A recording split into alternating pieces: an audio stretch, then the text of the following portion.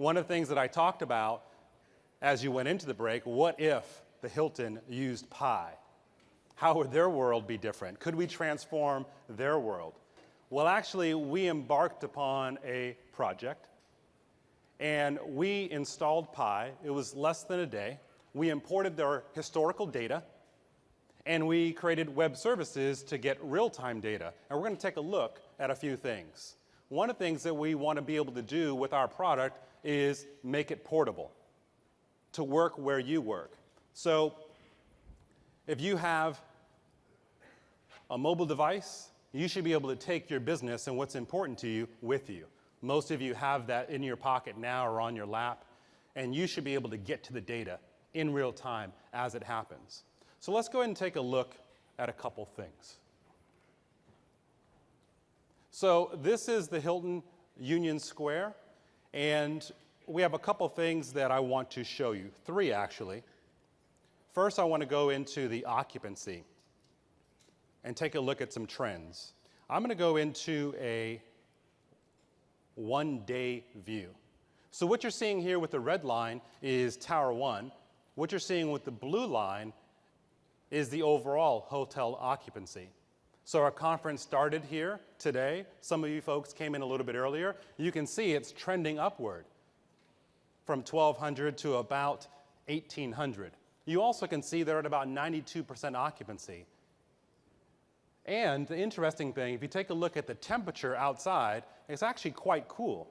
So why do we have 151 rooms actually with the air condition on? Maybe this is information that could be valuable to someone wanting to make decisions and looking to optimize and save money. Let's drill down into Tower 3, and that's actually where we are right now.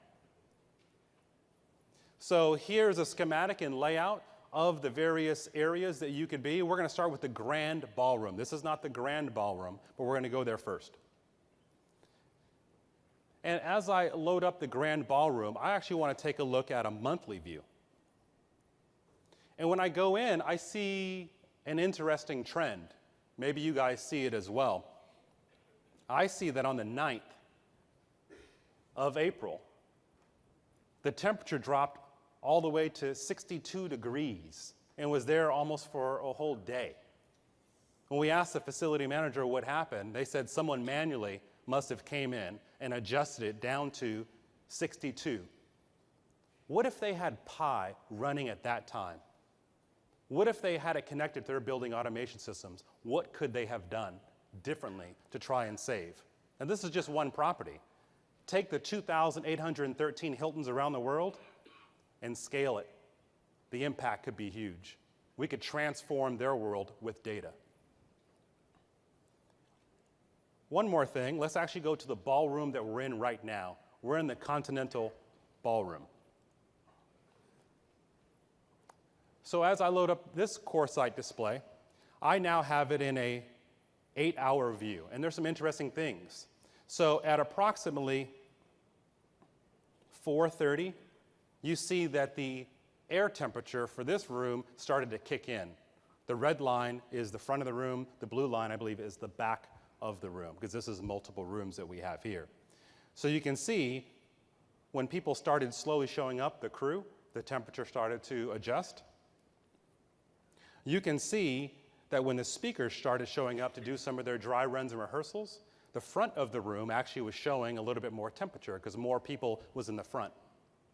And then you can see when you started showing up, things started trending upwards.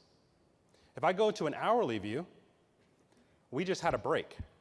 That break happened just before 10:50. You can see it start trending downward sharply, and as it should. So we're connecting the Hilton in real time to Pi. To me, that is powerful. We talked about data and being able to transform, and that is key.